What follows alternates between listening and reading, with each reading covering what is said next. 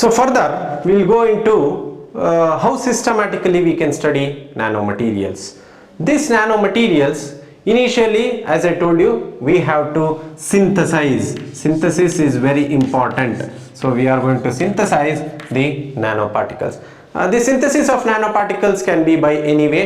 It can be by physical methods, it can be by chemical methods, it can be by biological method, or it can be a combination of any one of these three. So that becomes an hybrid method. So after you have synthesized, what we have to do? We have to characterize. Okay, so we have to characterize them. As I told you, characterization is very important.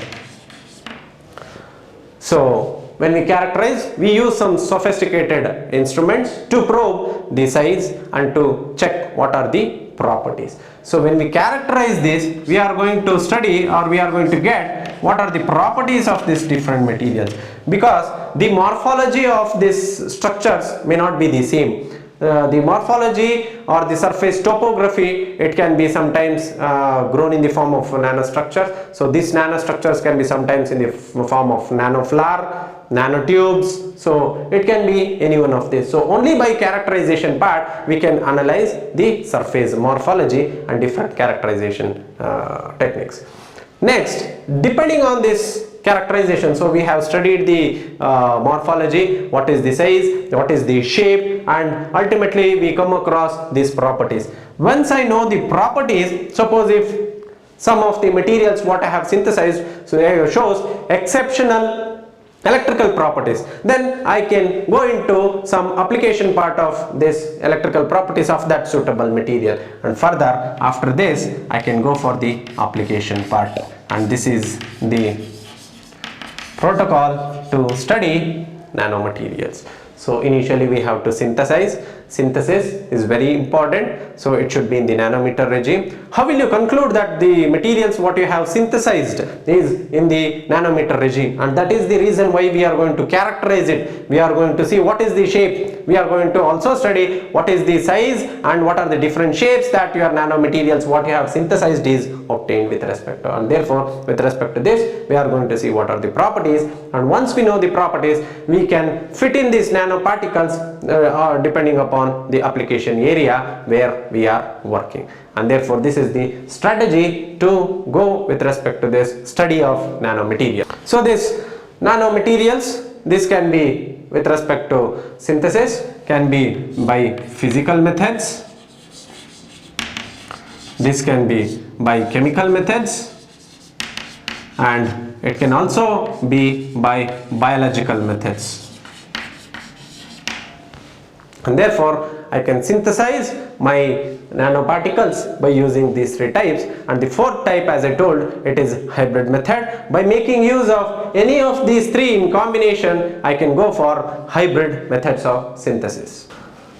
So when I speak with respect to physical methods of synthesis of nanoparticles, I can go for mechanical synthesis. I can also go with respect to the vapor methods of synthesis of these nanoparticles. When I jump into the chemical methods, it can be colloids, it can be Sol-Gel technique, it can be inverse measures, and etc. There are n number of techniques by which we can generate nanomaterials by making use of any of these methods. For example, if I go with respect to biological methods, it can be biomembranes, it can be DNA, it can be enzymes, it can be even by microorganisms. And keep it in mind, there are certain microorganisms which even exhibit magnetic properties, and therefore it is called as magnetotectic bacteria. There are certain bacteria which also show this magnetic behavior, and we also have utilization of this biological methods. And the fourth one, as I told, this hybrid methods, a combination of any of this can give us the hybrid methods.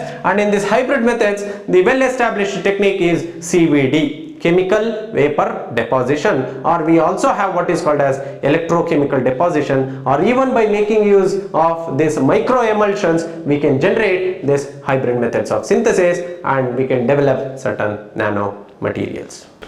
So basically, so this is the protocol, and these are all the methods by which we can study, we can synthesize nanomaterials. And we have two different approaches which are very, very important. So how do we go across this? There are two approaches.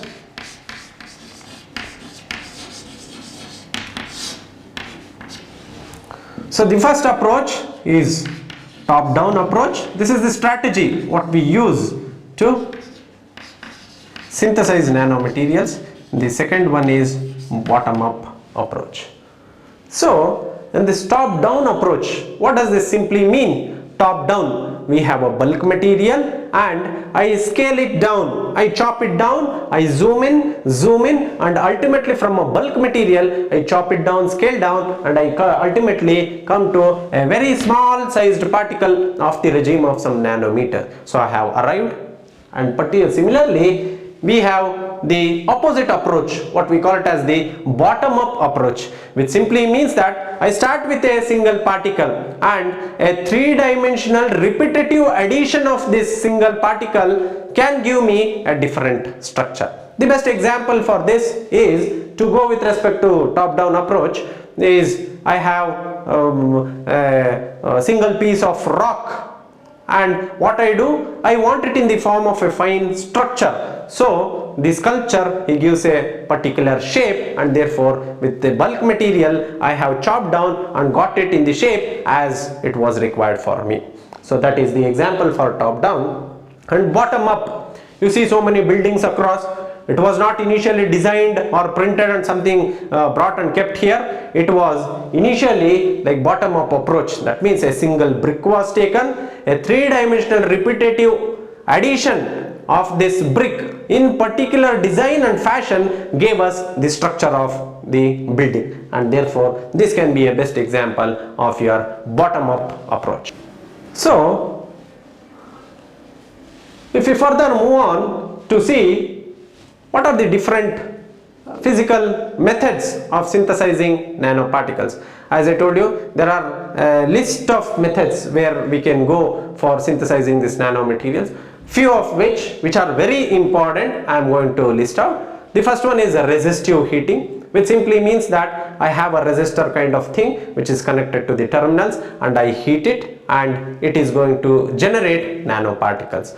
The next step, the next method is flash evaporation. So flash evaporation is nothing but using a laser. I am going to flash a laser beam, and when the laser beam hits a material, there is local evaporation, and therefore this technique is called as flash evaporation. And next is arc evaporation, or we also call it as arc discharge. This is a well established technique for the synthesis of carbon nanotubes. And in carbon nanotubes, by using this technique of arc discharge, we are going to generate single walled carbon nanotube, multi-walled carbon nanotube, and we have other ash which is also derived, and this is the best established method for the synthesis of CNTs. And we also have exploding wire technique, where we have the graphite rod which is connected to the two terminals, and therefore this is going to explode, and when it explodes, this is going to form some graphene sheets also, and which can be collected across the walls of the container, and this is one such method for synthesizing CNTs, single walled carbon nanotube, and we have multi-walled carbon nanotube. In addition to this, we also get graphene. What is this graphene? Graphene is simply means that a single layer of graphite. We are all aware of graphite. What is this graphite? It is a good conductor of electricity, and we can find it in the pencils which we use to write on a book, and therefore that graphite, when you skillfully, if you take a single layer of graphite, then that is called as your graphene. And next we have what is called as RF heating. So what is this RF heating? This simply means that this is radio frequency heating. Okay, so very high voltages are applied to this, and there across the terminals, and this radio frequency heating, it is also going to use the same evaporator system, and we are going to generate nanomaterials. And we also have electron bombardment heating. What is this electron bombardment heating? We can make, for example, let me say this is the basket what I have in an enclosed chamber. This is an enclosed chamber, and this is my source. I make this electron beam to travel in a semicircular path, and this material which I have kept, it is in the form of powder. My intention is to evaporate this powder due to a local heating, and this electron beam, it simply plunges into my basket, and the material which is present there, it simply evaporates. and this evaporated material, suppose if I place a substrate inverted, it is going to deposit as very thin films, and therefore we can generate these nanomaterials by using these physical properties. So the next method is arc discharge.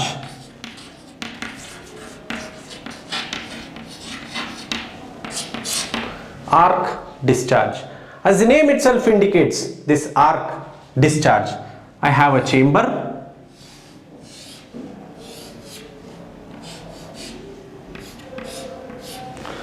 I have two electrodes, this is anode and this is cathode. In this arc discharge, a vapor is created by an arc discharge between the two carbon electrodes with or without catalyst. So these two are nothing but my graphite electrodes, and this is enclosed in a chamber with helium. The entire gas atmosphere is helium. Always this experimentation should be conducted within an enclosed chamber, and these two are nothing but my graphite electrodes. These two are graphite electrodes, and this arc discharge method produces in general large amounts of impure material, and that is the reason if we are going with respect to bulk production, probably this method can be valid.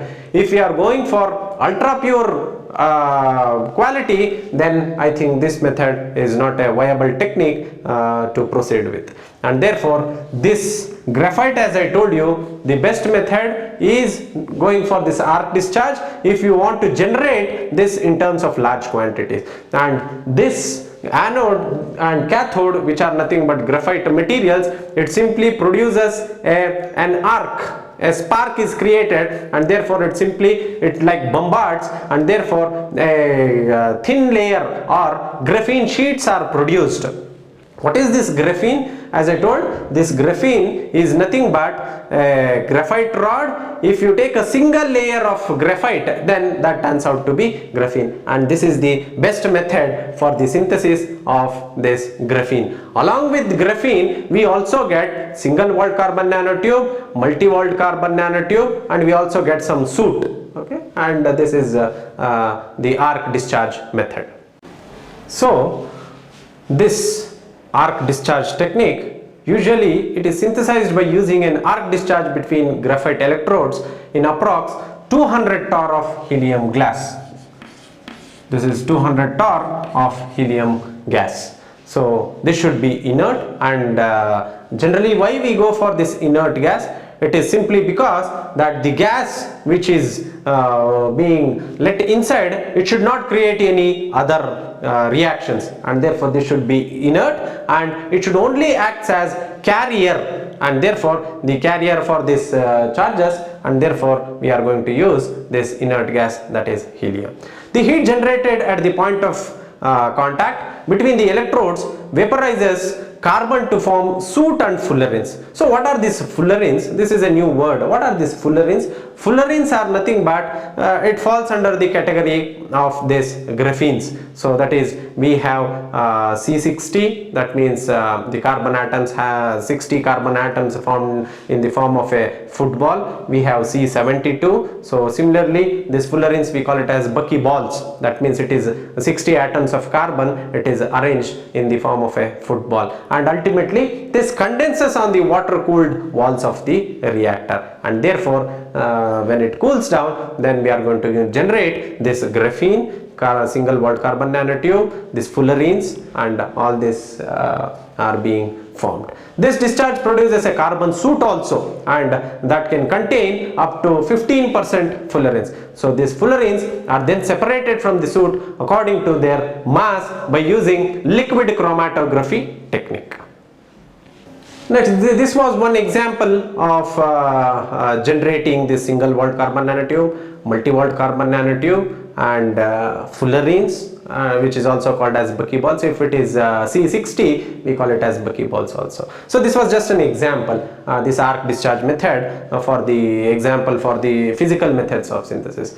Next we will jump on to the chemical synthesis. In the chemical synthesis also we have n number of methods. the chemical synthesis, the important and the first one is sol-gel technique. Sol-gel technique is very important because we have n number of advantages in this. And next is we have hydrothermal synthesis, we have hydrothermal, and next we have solvothermal synthesis,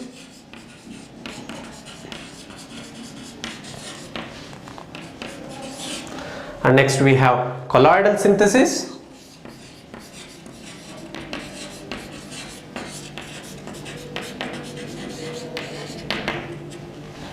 so similarly we have microemulsions,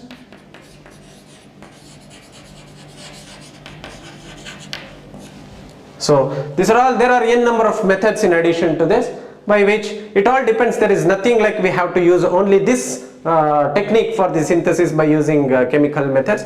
It all depends on our convenience, like what is the quantity and what is the quality we have to synthesize. It all depends on us. Out of this, the very important is my sol-gel technique. The name itself suggests what is this sol-gel. We have a solution type and which I am going to convert that into a gel type structure. So we know very well the solution. It is mixed, A mixed with B is simply a solution, and if I want to make it in the form of a gel, which means to say it will have some sticky nature. So it is, I want to bring this solution, or we in short term we call it as sol. If I want to bring it in the form of a gel, this simple method is called as sol gel. And this sol gel process is very long known since the late 1800s. Sol gel is a chemical solution process used to make ceramic and glass materials in the form of thin films, fibers or powders. So if we get this sol gel, we can make it in any form. So what is this sol? A sol is a colloidal solution, which means to say the dispersed phase is so small that gravitational force do not exist. Only van der Waals forces and surface charges are present, or molecular suspension of the solid particles of ions in a solvent. So this is a sol. So we are going to take this sol and we are going to convert this to gel, and therefore what is this gel? As I told, it has a sticky nature, and this gel is a semi-rigid mass that forms when the solvent from a sol begins to evaporate and the particles or ions are left behind, which begin to join in the form of a continuous network. So when it forms a continuous structure of network, it simply means that it has its hold on it. It is just like a sticky nature which is going to be transformed from a solution to a gel, and therefore that easily we can coat it on different substrates. So even we can classify this synthesis methods even when restricting ourselves to sol gel. So which means to say sol gel can either be derived from top down or it can also be from bottom up approach. So but this chemical reduction method, this is the most advantageous method for the synthesis of these nanomaterials. So why this sol gel method? Why we have selected this sol gel method? Why is it important? The typical precursors. What do you mean by precursors? Precursors are nothing but the starting materials for synthesis of some nanostructures, nanoparticles like this. Typical precursors are metal alkoxides and metal chlorides which undergo hydrolysis. So this is the nature, as we have discussed. The hydrolysis, the water content whichever is there, it simply evaporates and the gel-like structure is going to be formed, and that becomes gel, which means to say the solution becomes gel, and that can be coated on certain substrate materials. So what is this hydrolysis? This hydrolysis, it should undergo hydrolysis. So what do you mean by hydrolysis? Hydrolysis is a chemical reaction or process in which a chemical compound is broken down by reaction with water. So whenever we have water, there is a chemical reaction which is initiated, and there is polycondensation reaction, and this sol evolves then towards the formation of an inorganic network containing a liquid phase, what we call it as the gel. So therefore from the solution I have got this gel, and formation of a metal oxide involves connecting the metal centers with oxo. Oxo means it is simply MOM of this structure, and hydro, which simply means that it is connecting with hydro. So it is of this structure, and with these bridges they are going to generate metal oxo or metal hydroxo polymers in the solution. Why we have to go for this sol-gel process? So if we want to finalize some process for the synthesis of nanomaterials, there should be some advantages. So what are the advantages that this sol-gel process has? The advantages of sol-gel technique is that it can produce thin bond coatings to provide excellent adhesion between the metallic substrate and the top coat. For example, I have some substrate of this kind, which simply means to say, let me assume for simplicity I have a glass slide wherein I have to deposit a thin film of some structure, thin film of some nanomaterials, or let me say some gel, for example ZrO2, zirconium dioxide. I want to develop some thin film. So if this is the case, this sol-gel technique is the best suited method. This can also produce thick coating to provide corrosion protective performance. So this coating, see, the material is the same, the substrate is of a different material, whereas the thin film of my interest, if I want to coat, this can be done, this can be coated by using this sol-gel technique. This gel can be taken, and even in sol-gel we have different types which I will discuss in further slides, and this can be, the coatings can also be done. So one thing is, we can also develop thin film coatings, we can also generate thick film coatings also, and this can easily shape materials into complex geometries in a gel state. So it all depends. Suppose this example what we have taken is of a flat structure. Suppose if I have a cross-sectional structure, even if I dip it in the gel, and therefore if I remove it at a particular rate, then and after drying, probably these coatings will adhere to the substrate material of various geometries. As well, this can also produce very high purity products, because this organometallic precursor of the desired ceramic oxides can be mixed. It can be dissolved in specific solvent and hydrolyzed into a gel, and subsequently this gel, the composition can be highly controllable. So this is all in our hands. The composition what we do, it is all in our hands, and therefore this can be highly controllable. And that is what I told in the earlier slides, that this nanomaterials or this is tailor made. We can tailor as per our requirements, and this can also have low temperature sintering capability. What is this sintering? Sintering is nothing but allowing it to go up to a certain temperature and then let it to cool down. So generally this sol-gel technique, if you are depositing any nano structures, any thin films on certain substrate materials, it can be from 200 to 600 degrees Celsius. And also one more advantage of using this sol-gel technique is that this can provide a simple, economic and effective method to produce high quality coatings. This is one of the best advantage, and this can be done under lab limits. We don't require any laborious experimentation, we don't require any instrumentation which is lax together, crores together. All this can be done in our chemistry lab. So when I have derived a gel from the sol, I can go further proceed with respect to depositing my gel. So this deposition can be either by spin coating method,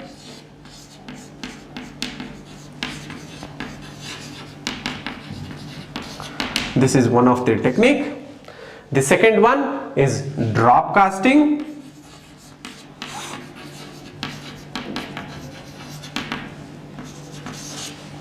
and the third one is dip coating.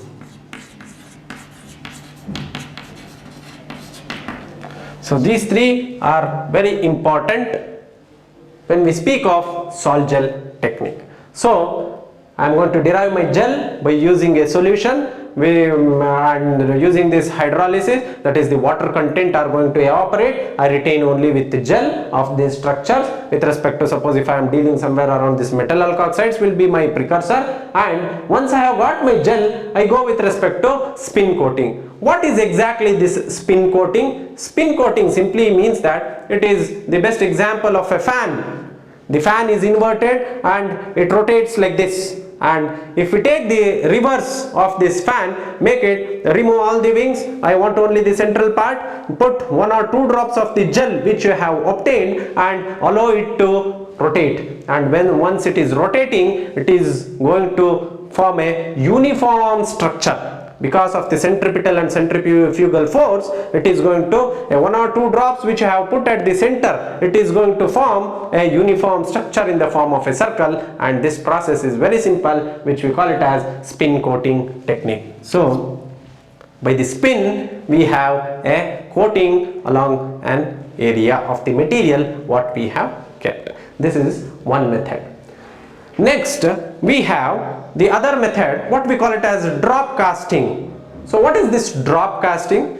Generally what I do, I take 2 glass slides. So I put 2 or 3 drops along one slide, and I take another slide, I just simply roll it over one along the other. I put 2 or 3 drops and roll it over, and therefore what I am going to do, I am going to create a thin layer with respect to one glass slide with respect to the another, and therefore that is going to also form a thin film, and by this also, by drop casting method, I can also generate my thin films on the substrate of interest. The next one is dip coating. We know, as the name itself suggests, dip. We have a gel which we have obtained from this sol gel technique, and I have a tumbler where inside I have gel. Take this glass slide, insert it and allow for 1 or 2 seconds, then once again eject the glass slide, and therefore we can see that this glass slide has coating on both the sides. What I do, I want only on one side where I want to study, so the other side I wipe it with tissue paper, and the top side only the coating is very well retained, and therefore this is also one method where by using this sol gel technique we can go for dip coating also. So in all these techniques, by using the gel what I have obtained, I can generate thin films, and this is very, very important. So by all these 3 techniques we can generate thin films, and next, as I told, the protocol is go for the characterization, go for XRD, SEM, whatever it is, depending on your area of interest and whatever you are going to look into. So the next thing is colloidal precipitation. So what do you mean by this colloidal precipitation? We take this colloidal precipitation, or where we have told here this colloidal synthesis. This colloidal synthesis, why we have employed this synthesis? As I told you, there is no restriction on the selection of the methods for synthesis of nanomaterials. It only depends on your availability, the resources what is available around us. We have selected this colloidal synthesis. It is also called as co-precipitation. It is a simple and low cost process. It is applicable to the preparation of magnetic nanoparticles. For example, we have this iron oxide nanoparticles. This is synthesized by co-precipitation method with the reaction of FeCl3 and 1,2,4,5 benzene tetracarboxylic acid. We can generate this magnetic nanoparticles by using this co-precipitation method. In this co-precipitation method, what exactly we are going to do? This co-precipitation is carrying down by a precipitate of substance which is normally soluble under the conditions employed. Generally what we do, we operate this as a room temperature. So generally we are going to go for a wet synthesis lab and we are going to synthesize this. We are going for this co-precipitation method. Analogously, in medicine, co-precipitation is specifically the precipitation of an unbound antigen along with an antigen-antibody complex, and therefore this, along with this FeCl3, we can synthesize this magnetic nanoparticles. This method is best suited for the synthesis of magnetic nanoparticles.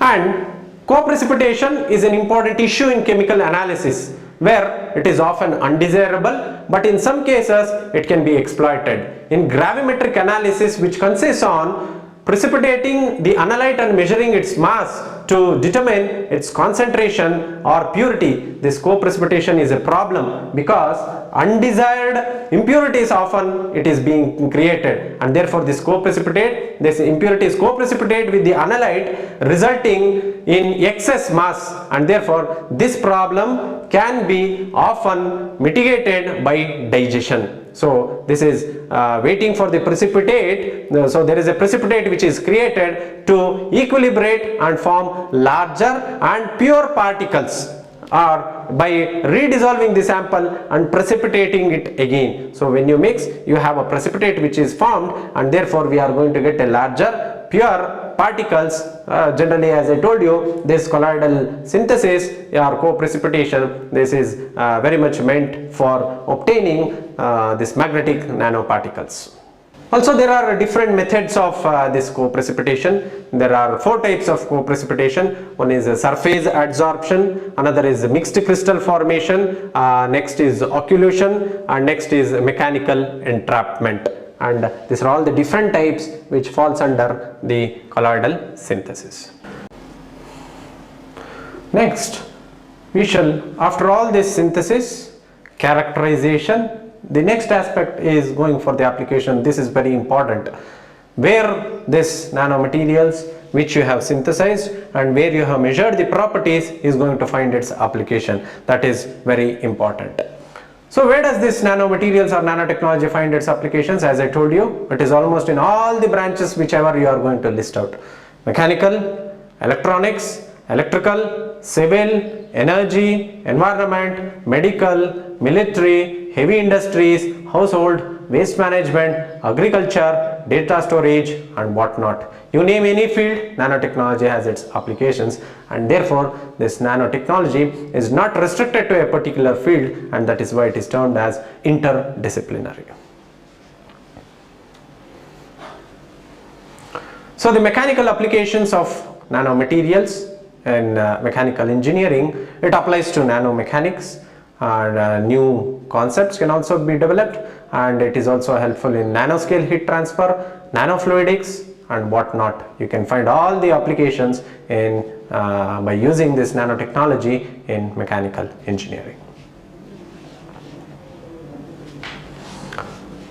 In nanomechanics, so what is the aim of using these nanomaterials? We are all aware that nano means small, dwarf in Greek, which means small. What is the purpose of going for this small, or where we are going for the diminished properties, we are going for the diminished size as well? The main thing is for faster performance, better performance, it should be cheaper, and even in this space transportation we have this nanotubes which are incorporated. Just for example, if you take any of the cars, probably 70 to 80% of it is automated. Automatic doors, automatic temperature control, whatnot, we have everything. So similarly, we are going to use these carbon nanotubes doped with the materials which are used for the fabrication of this aerospace industries. At the same time, the weight is going to be reduced, and whenever we say the weight is reduced, probably it travels with a higher speed. And also, when we are discussing about the mechanical properties, the strength is being increased by almost 50 to 100 times, and therefore along with the addition of these CNTs, carbon nanotubes, the strength is being enhanced, and therefore this is also being used in the nanomechanics. And in medicine, this nanotechnology is also used in medicine, so we call it as nanomedicine. It is defined as the repair, construction and control of human biological systems using these devices built upon nanotechnology standards. These nanostructured materials, engineered enzymes and many other products of biotechnology will be helpful in future. This is highly sophisticated, medically programmable nano machines, and nanobots are developed. These nanobots, what do? These are nothing but nano robots. Wherever, like hand intervention cannot be done, all the work where hand intervention cannot be done are controlled by these nano robots. In this nanomedicine, this will allow doctors to approach the human body at the cellular and molecular level.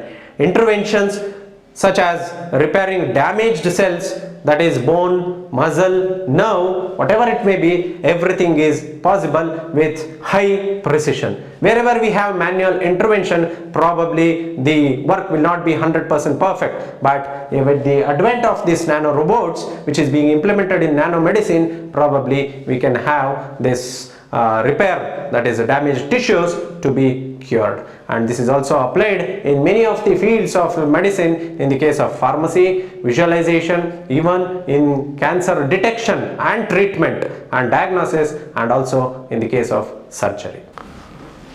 This is also very much helpful in targeted drug delivery. What do we mean by this targeted drug delivery?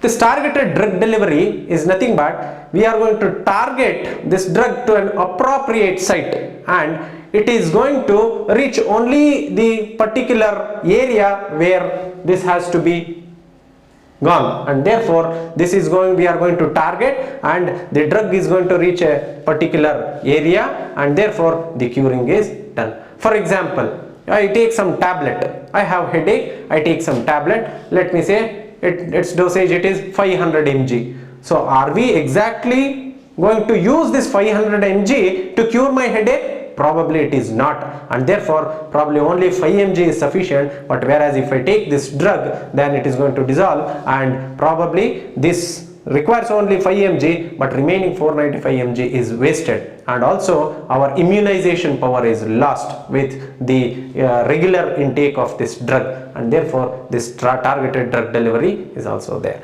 In vivo cell imaging, so generally what we can do, these cancerous tumorous cells can also be detected at an early stage, that is this by using this quantum dots. So this red quantum dots injection, by injecting this red quantum dots, it is possible to locate a tumor in live. In the case of a mouse, generally we know very well, like if you want to test anything, generally we test it initially on mouse, and therefore the cell mobility imaging can be done. So this green quantum dot filled vesicle move towards the nucleus, and this can be probed in the case of breast tumor cell. This can also be used. So early detection of cancer can also be used by using these nano materials. Nanotechnology in displays. Nowadays we are going to get very clear image on the displays, even in the case of mobiles, even in the case of our TV screens, and CNTs for contacts. We are going to use this carbon nanotubes for these contacts, and these layers, these carbon nanotube layers, they contain transparent electrodes.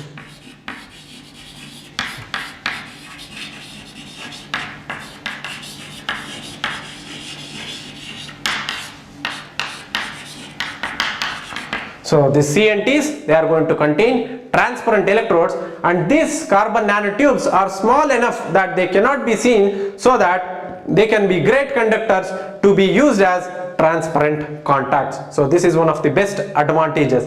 The CNTs, as they fall under the category of nanomaterials, it is very obvious that it has a dimension less than 100 nanometers, but it cannot be seen, but it has extraordinary electrical conductivity, and by making use of this property, we are going to use it as transparent electrodes, and this is very much helpful in the case of our displays.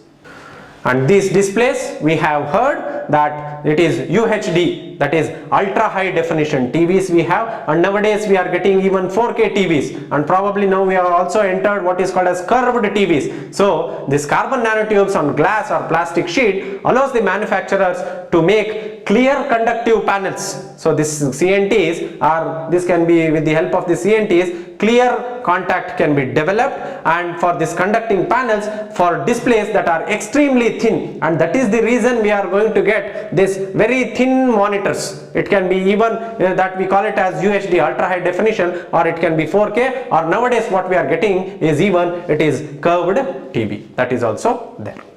And this nanomaterials is very important even in the case of fairness. So this nano sized particles of TiO2 and ZnO, titanium dioxide and zinc oxides, they are less visible than the whitish particles of old sunscreens. So probably we used to see that the cricketer for a match, he used to stay almost in the sunshine, and therefore we used to see him wearing a patch on his nose. And what was that for? That was to avoid the UV radiations which are coming from the sun, and therefore they are going to block the UV light more effectively without turning your skin white. And therefore in this case we are going to use TiO2 and ZnO, zinc oxide nanoparticles. And nowadays this ZnO and TiO2 is being used in the sunscreen lotions, and when you just smear it on your skin, probably that is also going to make the same function. That means whenever you are outside, when you smear these sunscreen lotions which are using this TiO2 and ZnO nanoparticles, they are going to block, or it is going to reflect back, so that there is no effect on the skin. Therefore even in the case of the sunscreen lotions, these two are being used.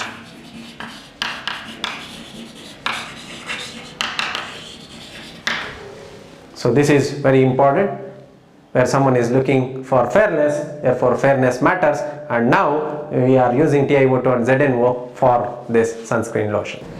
And nowadays we are also going for the scratch resistant coatings by using these nanomaterials. As I told earlier, we take glass material, we are going to coat it, a thin film coating on it is done, where this is scratch resistant, which means to say nanoparticles in scratch resistant coatings are common on everything from car to eyeglass lenses. Probably even the spectacles what people wear, whenever they keep it on the table, even the very small stones, the small pebbles, that might also create a scratch. So in order to avoid all this, we have this scratch resistant coatings.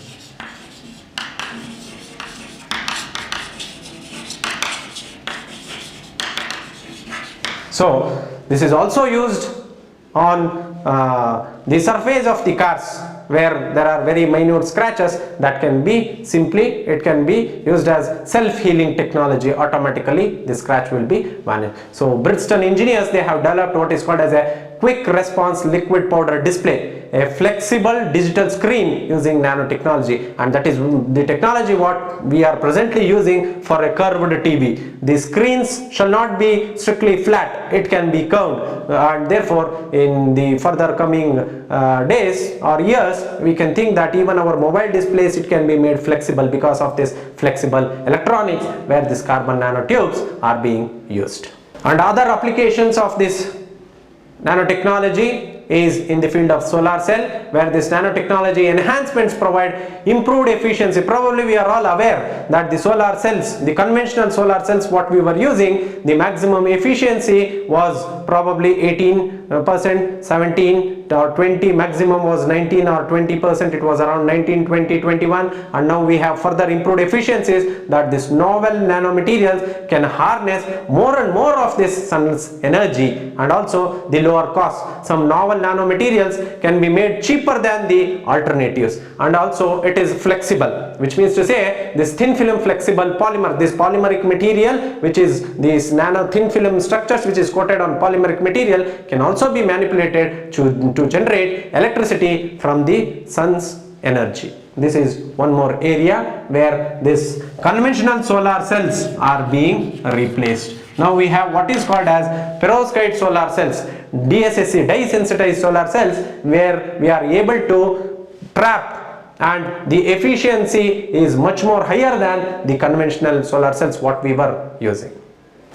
Even in the case of computing, so nanotechnology enhancements provide faster processing speed. The main aim of this nanotechnology, or with respect to the change in age, or with respect to the years as we progress forward, probably everyone will look for the speed. or the miniaturization, where at the same time the efficiency and the speed should be increased, and therefore even in the case of computing, faster processing speeds are also being used. By miniaturization allows more transistors to be packed on a computer chip. Therefore within a small area more and more number of transistors can be placed, and that is the reason why everything is very compact now. Within a small area we are going to get the higher efficiency than the conventional techniques, and even more memory can also be thought of. Nano-sized features on memory chips allow more information to be stored. We are all aware that when Charles Babbage invented the computer, it was probably the size of this room, and then at the later stages, now we know these laptops which we get, it can be kept in the pocket. So that is the miniaturization effect. And even this RAM, we knew that the storage capacity, so everything like earlier we used to hear, we had a floppy disk, we had a CD, then ultimately we got these thumb drives. So with all this, the memory capacity has also been increased. Probably now everybody will talk of not even in terms of GB, but in terms of TB, terabytes. So that is the enhanced memory within a very small size. And thermal management solutions for electronics.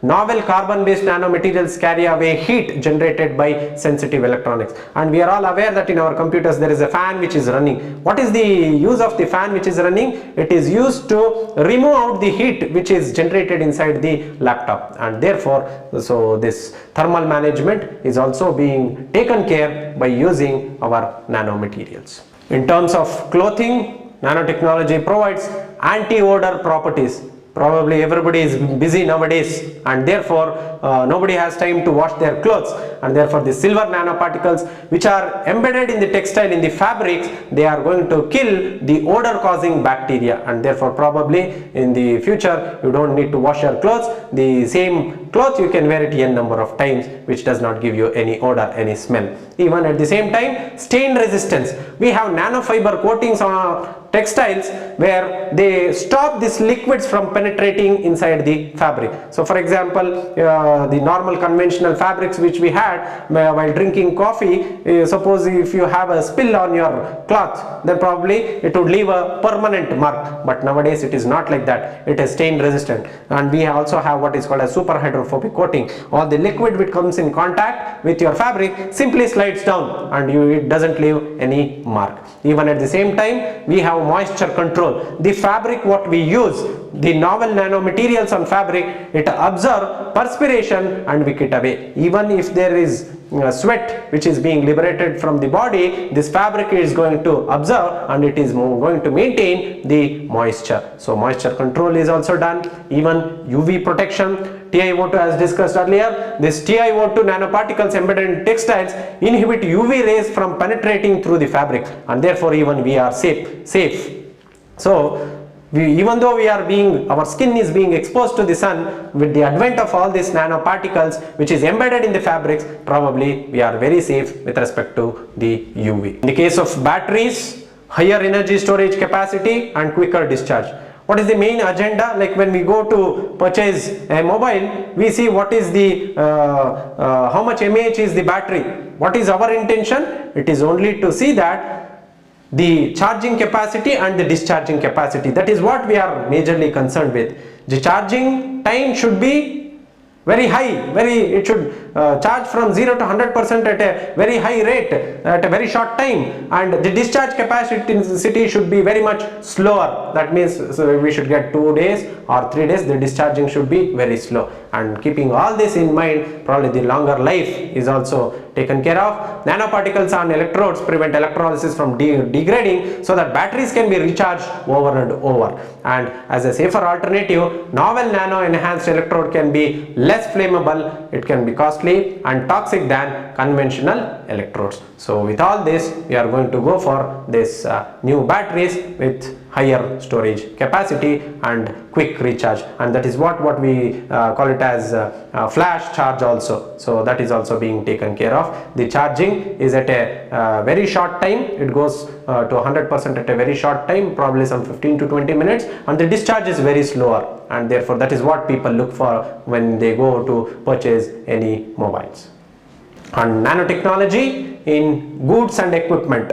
So in even this sporting goods, we have n number of these sporting goods, and they provide enhancement to provide increased strength of material. We are going to use these CNTs, carbon nanotubes, and therefore with the use of this CNTs, we call it as, we take carbon nanofibers, or even tube based, that is CNT based, carbon nanotube based composite, which gives the player a stronger swing. So lighter weight materials can also be manufactured by mixing this carbon nanotubes, what we call it as carbon nanocomposites, and they are lighter, and at the same time they are very stronger too in their macro scale counterparts. So the perfect fabrication of materials, controlling the material characteristics at the nanoscale, this helps to ensure that a ball flies in the direction of the applied force, and it reduces the chance of fracture of equipment. So that even in the case of tennis bat, the rackets, so it is doped with CNTs, and therefore it forms a nanocomposite where its strength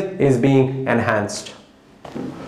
In the case of food and beverage nanotechnology, this also plays a major role in more environmentally friendly adhesives for fast food containers. We have seen and we know very well that when some food is served hot, it should not be packed, because majority of them use very thin plastic covers where it is going to dissolve, that means into the food, and therefore all these are very dangerous, which ultimately leads to cancer. So this biopolymer nanosphere instantly tack surfaces together. So even in the case of packaging, food packaging, these nanomaterials are being used. And also antibacterial properties, because we all know that this nano silver or silver coatings on kitchen tools and countertops kill bacteria and microbes, and that is the reason why we say sometimes people use all this gold and silver, because they are antibacterial, and these antibacterial properties are inherent to this silver and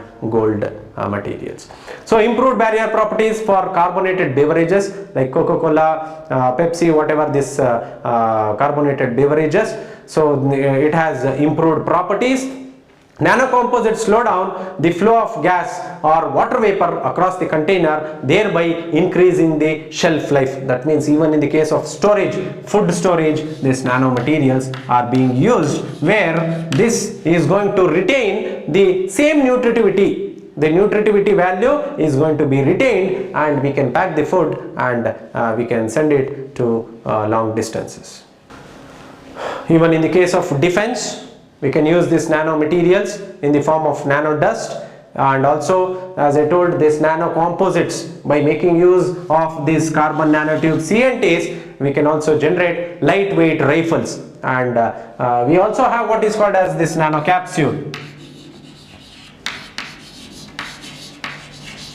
What is this nanocapsule? This simply means that probably we are all aware that we are fortunate enough that we are staying here, but our real heroes who are working at the BSF, Border Security Forces, probably they do not get food at appropriate times. So in those cases, they are going to use what is this called as this nanocapsule. One single capsule, when they intake, they can, without food, they can retain for 24 hours, and therefore this is very important that these nanocapsules can also be used wherever there are no transportation of food at appropriate times. And as I told earlier, even this odor-free fabrics, can also be used where there is antibacterial property. It is odor-free, which means to say that there is no smell coming out of the dress, even if it is not washed for days together.